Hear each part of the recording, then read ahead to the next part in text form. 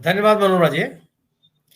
सबसे बड़ा तो अनएथिकल सवाल यही है कि दो व्यक्तियों के टूटे हुए संबंधों के आधार पर लगाए गए आरोप को जांच का विषय बनाना। हम्म। दो लोगों के बीच में आपसी रिश्ता था, दोनों के संबंध कटु हो गए, दोनों अलग अलग हो गए। उसके बाद उस व्यक्ति ने एक आरोप लगाया। आरोप लगाने के लिए उसने सीबीआई को लिखा, जिसको भी लिखना था लिखा, वो जिसको जांच करनी थी वो जांच करता। उस विषय को लोकसभा के अध्यक्ष के पास लाना और उसको उस चिट्ठी को सदन का हिस्सा बनाना, ये कैसे एथिकल हो सकता है? ये तो बात हुई नहीं। अगर अगर आप मतलब ये तो एक नाराज साथी का एक आरोप है, उस आरोप की जांच कर लीजिए आप। इसमें एथिक्स कहां से इन्वॉल्व हो गया? ये तो एक आपराधिक आरोप, एक तरह का आपराधिक आरोप है ये। अगर कोई आरोप लगा रहा है कि पैसा लेकर के सवाल पूछा गया, एक आपराधिक आरोप है ये तो इसमें एथिक्स तो कहीं आता नहीं है। तो आप उसको, उन्होंने सीबीआई को चिट्ठी लिखी, आप सीबीआई से आप भी कहते कि आप जांच कर लीजिए। उनकी चिट्ठी को लेकर के एथिक्स कमेटी के पास जाना, यह कैसे एथिकल हो सकता है? अपने आप में क्या एथिकल है क्या ये? एक मैंने नाराज साथी के आरोपों को लेकर के एक मुद्दा बनाना। और दूसरी चीज, अगर आप जांच करने के लिए, अगर किसी के खिलाफ जांच आरोप है, उस आरोप को लेकर के आप गंभीर हैं, तो आप जांच में बल देंगे ना कि बयान देंगे। जितनी बयानबाजी इस मामले में हो रही है, बीजेपी के सांसद दुबे जी कर रहे हैं या बीजेपी के अन्य सदस्य लोग कर रहे हैं, ये तो कहीं से तर्कसंगत नहीं है, कहीं से एथिकल नहीं है ये। आपने महुआ मित्रा पर आरोप लगा दिया, चलिए साहब, उन्हीं के माध्यम से कर दिया आपने कि इन्होंने पैसे लेकर के सवाल पूछे, तो उसकी जांच कराइए आप। इसमें आप बयान देने वाले कौन होते हैं? और इथिक्स कमेटी के मुद्दे को लेकर के या महुआ मोइत्रा के अन्य मुद्दों को लेकर के निशिकांत दुबे जी बयान देने वाले कौन होते हैं? या भारतीय जनता पार्टी के प्रवक्ता लोग बयान देने वाले किस अधिकार से बयान दे रहे हैं कि इथिक्स कमेटी में क्या हुआ क्या नहीं हुआ? क्या प्रवक्ता है उसके? और अगर आप इथिक्स कमेटी के सामने आ पाई, इथिक्स कमेटी का भी आचरण आप देख लीजिए। इथिक्स कमेटी के एक सदस्य का ही एक आरोप है सदन के भीतर कि ये भारतीय जनता पार्टी के सदस्य ने उनके बारे में क्या क्या कहा। वो इथिक्स कमेटी के मेंबर है, दानिश अली जी इथिक्स कमेटी के सदस्य हैं। उनकी शिकायत को लेकर के आज क्या हो रहा है?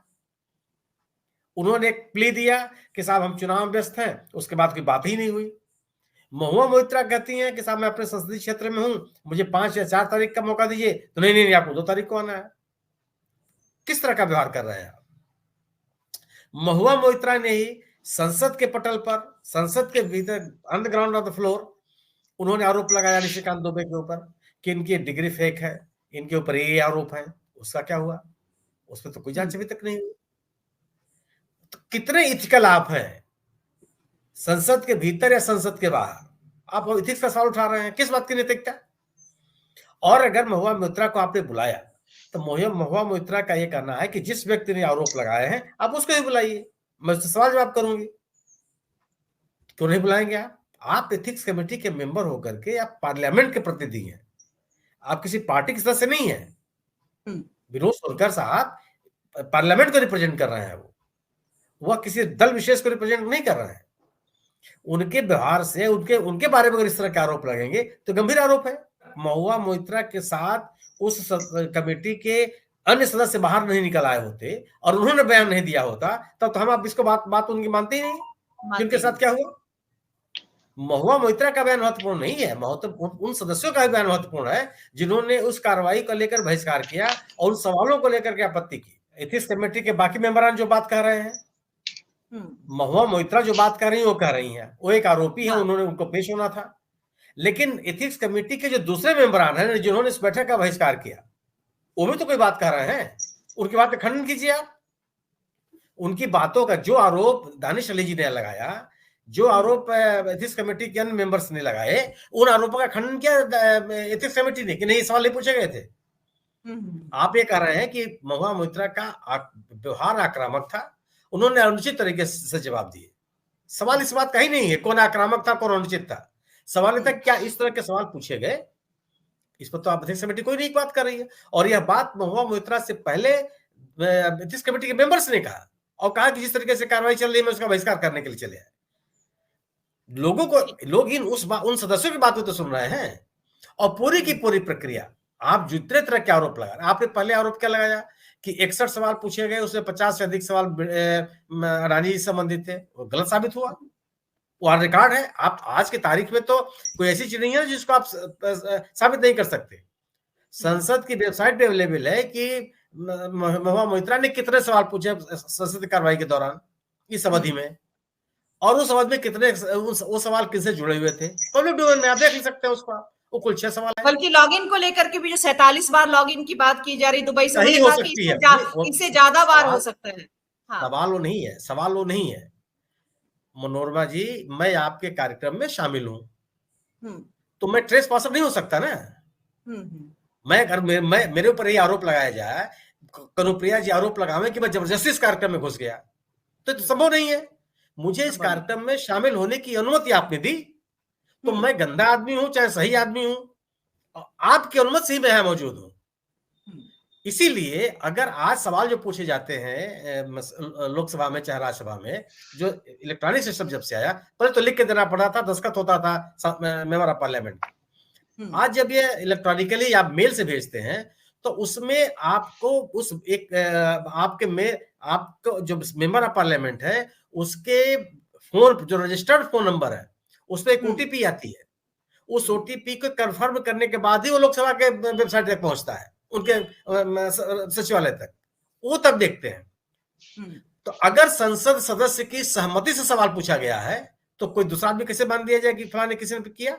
मेरे सवाल को कोई आप टाइप कर सकती हैं, कोई टाइप कर सकता है, कहीं भी टाइप कर सकता है। ये कैसे कहा जा सकता है कि उस व्यक्ति के नाम, पासवर्ड और लॉगिन मिल जाने से फलाने ने सवाल पूछ लिया? वो सवाल तो महुआ मोइत्रा का है। यह सवाल हो सकता है कि टाइप कहां हुआ, कहीं हो सकता है।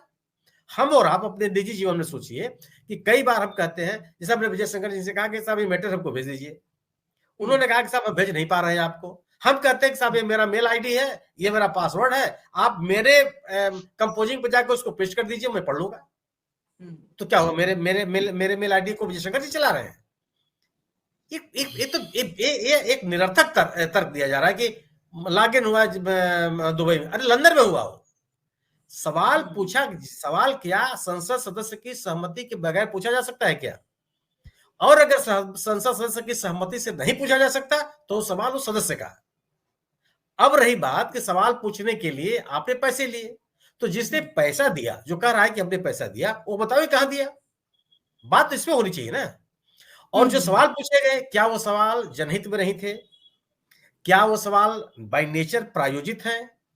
क्या वो सवाल, जिस तरह के सवाल महुआ मोइत्रा ने पूछे, क्या वो नहीं पूछा जाना चाहिए था?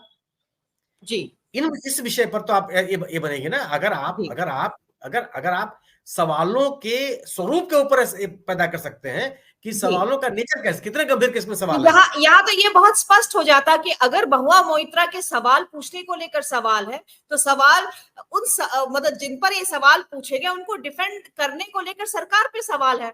ये पहली बार हो रहा है। हम तो अपने स्मृतियों में पहली बार देख रहे हैं कि सरकार किसी उद्योगपति के पक्ष में खड़े होकर बयान दे रही है। बिल्कुल, सत्तारूढ़ दल के लोग किसी पार्टी के पक्ष, किसी उद्योगपति के पक्ष में खड़े हैं। राहुल गांधी ने क्या बयान दिया कि पहले मैं सोचता था कि देश में सबसे नंबर 1 मोदी जी हैं, अब मेरी धारणा बदल गई। विपक्ष ने इस बात को कहा तो जी, ऐसा थोड़े कि ये इशू खत्म हो जा रहा है या इशू ऐसे ही चला जाएगा। आप संजय सिंह को जेल भेज देंगे या किसी को भी जेल भेज देंगे, महुआ मोइत्रा के बारे में आप अनाप शनाप आरोप लगाएंगे तो मुद्दा थोड़ा खत्म हो जाएगा। यह मुद्दा इसलिए महत्वपूर्ण है कि यह जनता से जुड़ा हुआ विषय है। इसलिए विषय है जनता से जुड़ा हुआ कि आप लोगों ने अपनी गाढ़ी कमाई का पैसा अडानी के शेयर के अनाप शनाप कीमतों पर अडानी के शेयर को खरीदा है, जो कृत्रिम तरीके से उसकी कीमत बढ़ाई गई थी। ये सामान्य बात नहीं है ना। या और इस बात का है, यह वो उस सरकार के दौरान हो रहा है जो ये सरकार कहती रही है न हम खाएंगे न खाने देंगे। जी, किस तरीके से आर्थिक नियमों का उल्लंघन किया गया है, ये बड़ा सवाल है। केवल ये भी सवाल नहीं है, आपने एक उद्योगपति को किस तरीके से देश की संपत्ति आप सौंपते चले जा रहे हैं, एक मोनोपोली डेवलप होती चली जा रही है। और उसका खामियाजा, इसका खामियाजा अब राहुल गांधी ने क्या कहा कि अगर आप मनमाने तरीके से बाहर से लाए हुए कोयले की कीमत बढ़ा करके राज्य सरकारों से वसूल करेंगे तो बिजली की कीमत बढ़ेगी, और अगर बिजली की कीमत बढ़ेगी तो पैसा कौन देगा? आम उपभोक्ता देगा। आम उपभोक्ता कौन है? हम और आप हैं, गांव का मजदूर है, रिक्शा पुलर है, वो अनाप शराब उससे पैसा वसूल करेंगे आप।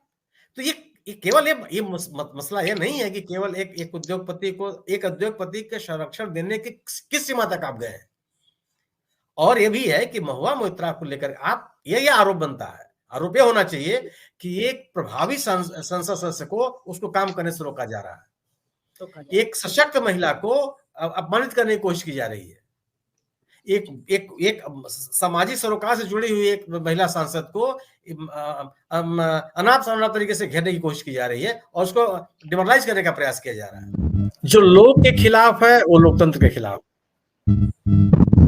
और अगर आप कारपोरेट के साथ खड़े हैं तो आप लोग के खिलाफ है, जनता के खिलाफ है। जनता के हित आपके दिमाग में नहीं है, आप प्रो पीपुल नहीं है। अगर आप प्रो पीपुल नहीं है तो आप प्रो डेमोक्रेसी नहीं है, डेमोक्रेटिक वैल्यूज का सम्मान आपके मन में। जिस तरीके से सवाल अगर अडानी की कुवत पर पैदा हुए हैं, बेजा सवाल नहीं, उन सवालों का अगर आप जवाब नहीं देते हैं तो आप, अगर सवालों का जवाब सरकार नहीं देंगे तो कौन देगा? और सवाल पूछने वालों पे जो सवाल पैदा करेगा तो लोकतंत्र की मर्यादा हो ही नहीं सकती, तो फासिज्म है। जो लोग सवाल पैदा खड़े कर रहे हैं उनकी जिम्मेदारी बनती है, उनकी जिम्मेदारी का निर्वाह कर रहे हैं। विपक्ष नहीं सवाल पूछेगा तो कौन पूछेगा?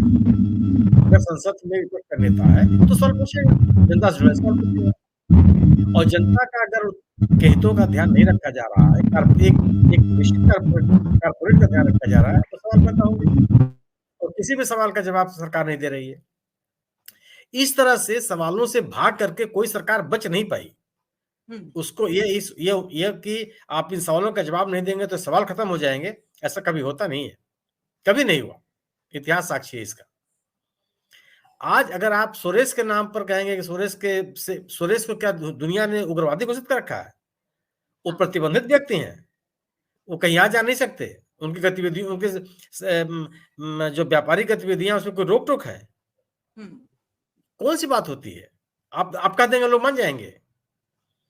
भाई सुरेश का एक अपनी धारणा है, जिसके बारे में बोलना होता है बोलते हैं, आप साबित कीजिए। बराक ओबामा ने मोदी सरकार की आलोचना की है कि अल्पसंख्यकों का हित सुरक्षित नहीं है। बराक ओबामा ने लेख में लिखा है कि नहीं लिखा है? तो उनसे कोई बात मत करिए आप। और अभी जो राष्ट्रपति हैं वो भी उन्होंने भी कह दिया।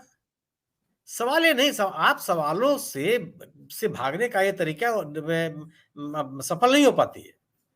सवालों का केवल आपको जवाब देना पड़ेगा। अगर आप जवाब नहीं देंगे तो आप कारण कर दिए जाएंगे, लोगों के बीच में आपकी विश्वसनीयता खत्म होगी, और स्थिति पैदा हो गई है। महुआ मोइत्रा के मामले में जो सरकार या सत्तारूढ़ दल का जो रवैया है, यह बहुत ही आपत्तिजनक है। यह एक संसद सदस्य को उसके दायित्वों से उसके गतिविधियों को प्रभावित करने की कोशिश है। एक जिम्मेदार सांसद को उसके काम धाम करने को रोकने का प्रयास है। मैं संजीव जी की बात से सहमत हूं। वहां पे सड़क पर घसीटा गया था ममता बनर्जी को, वामपंथियों ने घसीटा था, सड़क पर एकदम सरेआम घसीटा है उनको। आज वामपंथी कहाँ और ममता बनर्जी कहाँ है? सबके सामने है। यही बीजेपी के लोग पिछले चुनाव में पश्चिम बंगाल में क्या कहने गए थे, क्या क्या नहीं कहा उन लोगों ने। मई आई, दीदी गई, कौन आया कौन गया आपके सामने है। ये सवाल है ना कि आप लोकहित की उपेक्षा करके आप जन समर्थन नहीं बनाए रख सकते।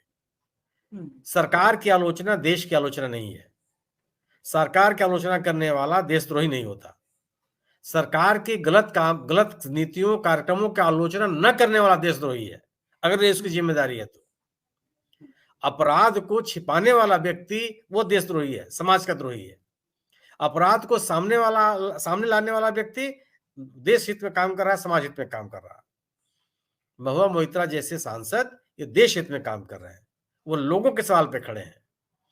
आपके मैं तो महुआ मोइत्रा को लोकसभा में सुनकर के उनका मुरीद था, जो इस मुद्दे पर उनका व्यवहार रहा, उनका मैं प्रशंसक हूं। तमाम इस तरह के आरोप अगर लगते हैं तो बड़े-बड़े महिलाएं पीछे हट जाती हैं। उन्होंने कभी नहीं एक कदम पीछे नहीं गई, अपने कदम पीछे नहीं लिए हैं, पीछे नहीं लिया और डट के सामना किया। डट के सामना। और आप किस तरह का आरोप लगा रहे हैं? एक ऐसी महिला जो पश्चिम बंगाल विधानसभा के सदस्य के रूप में भी अपने दायित्वों का निर्वहन करती रही, आज लोकसभा में भी जबरदस्त तरीके से काम कर रही है। पब्लिक कनेक्ट है, पब्लिक इश्यूज उनके सामने है, मुद्दों के साथ तार्किक तरीके से अपनी बात कहने के लिए जानी जाती हैं, और आप इनके ऊपर इस तरह के आरोप लगा रहे हैं। आप ये कह रहे हैं कि एक असफल संबंधों को लेकर के उपजे रोष के कारण अगर आप इस तरह के आरोप प्रत्यारोप में पड़ेंगे तो घोर अनैतिक काम है ये। लोग कह देते हैं कि साहब इनका निजी मामला है, ये हमारे इस समाज का प्रचलन है कि साहब दो लोगों के निजी मामले हैं, इसमें हमको नहीं पढ़ना है, लोग आपस में इस बात को समझ लेंगे, दोनों परिपक्व लोग हैं। जो आपकी जिम्मेदारी है, जो आपका दायित्व है, उस दायित्व का अगर आप निर्वहन नहीं करते हैं तो सर्वाधिक असफल व्यक्ति है। आपके आरोप लगाने से कोई आरोप थोड़ा साबित हो जाता है। क्या लोगों ने, इस देश के लोगों ने मान लिया कि मणिपुर में जो सरकार ने किया बहुत अच्छा किया? आज मिजोरम में जो हो रहा है सरकार बहुत अच्छा कर रही है। जो महिला पहलवानों के साथ सरकार ने किया, लोगों ने मान लिया कि बहुत अच्छा हो रहा है। आप जाकर हरियाणा में पूछ लीजिए, आज जाकर के राजस्थान के जाटों से पूछ लीजिए कि क्या हुआ है। सरकार मान सकती है कि उन्होंने अपने संसद सदस्य को बचा लिया, लेकिन जो किया उसका परिणाम देख लीजिए ना। आप एक दिन निकलिए और राजस्थान घूम आइए। नहीं तो इसका जवाब ही लोकतंत्र ही देगा आगे। तो दे रहे हैं लोग ना। हाँ। लोग दे आप सोचिए, मतलब आप सोशल मीडिया पे हैं, अगर सोशल मीडिया पे प्रधानमंत्री के भाषण को सुनने वालों की तादाद घटती चली जाए, किस बात का संकेत है ये? किसका अपर हैंड है? आप अपने सोशल मीडिया अकाउंट से लाइक, डिसलाइक या कमेंट करने का प्रावधान खत्म कर दें, किसका अपर हैंड है? आप चुनाव कर एक राज्य विशेष में, दो राज्य विशेष में चुनाव प्रचार करने के लिए साहस से जुटा पाए, किसका अपर हैंड है? मनोरमा जी, दायित्वहीनता से आप कभी अपर हैंड आपका हो ही नहीं सकता। जी, हथकंडे अपना जा रहे हैं, लेकिन वो हथकंडे सफल नहीं हो पा रहे हैं। सफल नहीं। आप मैसेंजर को दोषी बना करके मैसेज की महत्ता को खत्म नहीं कर सकते। और अगर आप मैसेज की गंभीरता को नकारने की कोशिश करेंगे, लोग आपको नकारना शुरू कर देंगे।